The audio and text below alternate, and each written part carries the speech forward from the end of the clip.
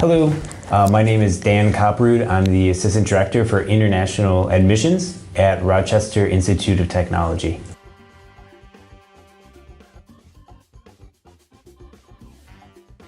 So I lived in Korea for almost 12 years, and during that time, I got to meet so many talented, smart Korean students who were spending so much time to study for the Sunang, the CSAT. And we realized that it's such a big deal. In American universities, everyone is just looking at the SAT or ACT. But with the CSAT, it's only Korean students, and they're missing out. And universities are missing out if we don't look at the CSAT. So what we do is we accept the CSAT because we know that it's a good indicator of intelligence and good academic work, good effort, ability to study and do well.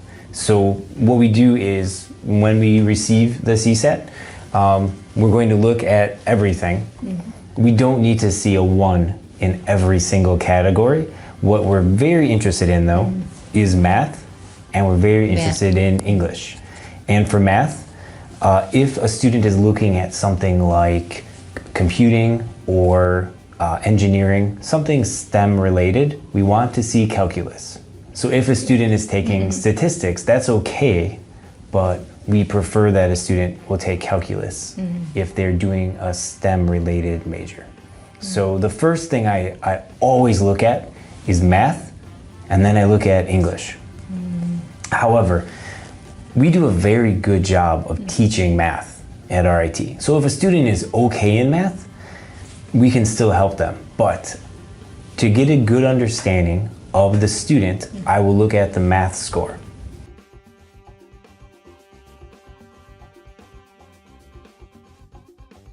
One of the things we've seen is not really any differences with the students. However, it's easier for us to identify who will be a good student. So for example, one of our students scored a 1 in calculus, and I knew he was going to be a good student.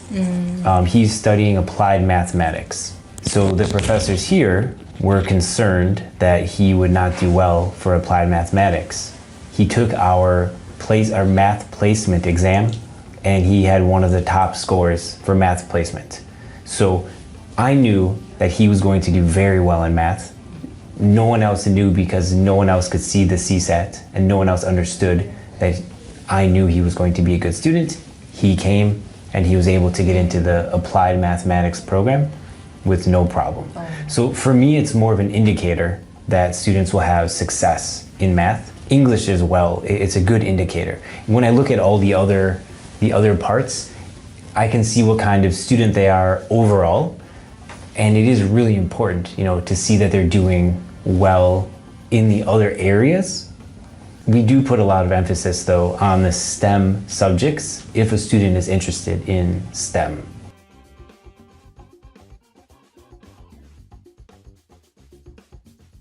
CSAT is one good indicator of success for the university because really we like to see a well-rounded student.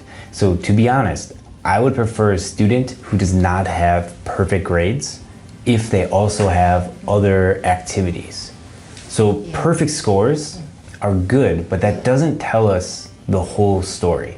It tells us that they're very good at studying and very good at taking the CSAT exam. If a student has 1 and 2 and 3 for all their scores, and they have so many other extracurricular activities, we would prefer that student to someone who has only a 1 score for everything, but no extracurricular activities.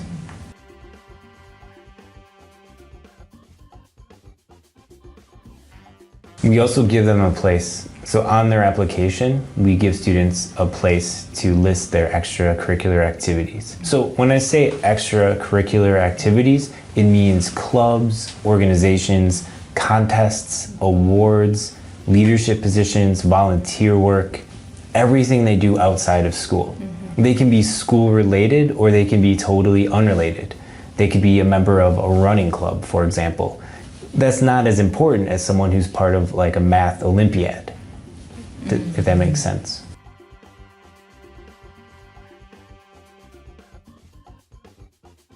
We get students applying from all over the world, and it's really difficult to know who is really a good student and who is pretending. It's really useful for us to have kind of a filter, to have some kind of a way to help us to organize or to see who is a real student and who is not really a good student. So one of the things we like is working with our international partners. In South Korea, UA is our best international partner. UA is our partner in Korea who is able to identify good students and send good qualified students to RIT.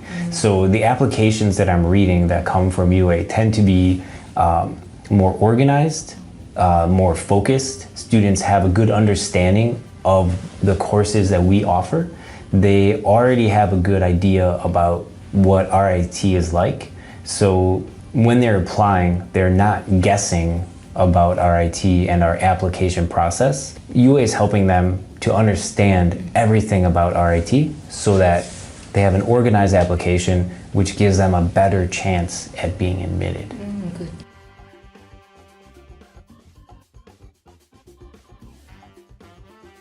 From my experience living in Korea, I've met so many people who can speak English well, all the way to people who cannot speak English at all. And I know one of the good indicators to show how much Korean students have been studying English is the CSAT. I would love it if we could replace our IELTS or TOEFL requirements with CSAT instead.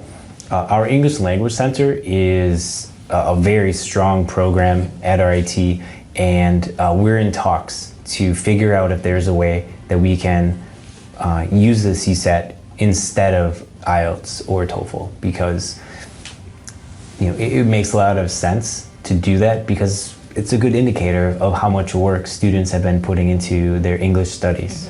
So right now, I would love to give you an answer to say yes, but not right now. I think in the future, it's something that would be a possibility.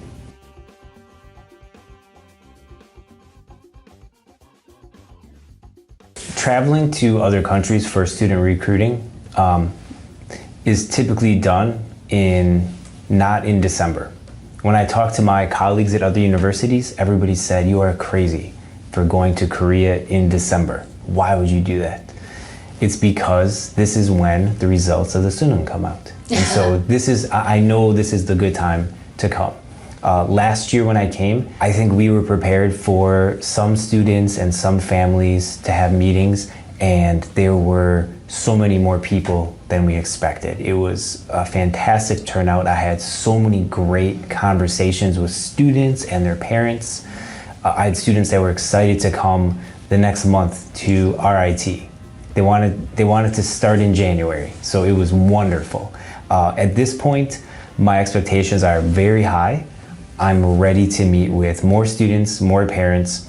I think more Korean families are familiar with RIT, and so we're already getting applications from Korea. So I'm very excited to meet with their families when I come. I'm very excited to meet these talented students. I think the easiest way for Koreans to apply to RIT is to go through UA, because it's the best way to organize the application, and UA has the experience and expertise to get students to be accepted. Good.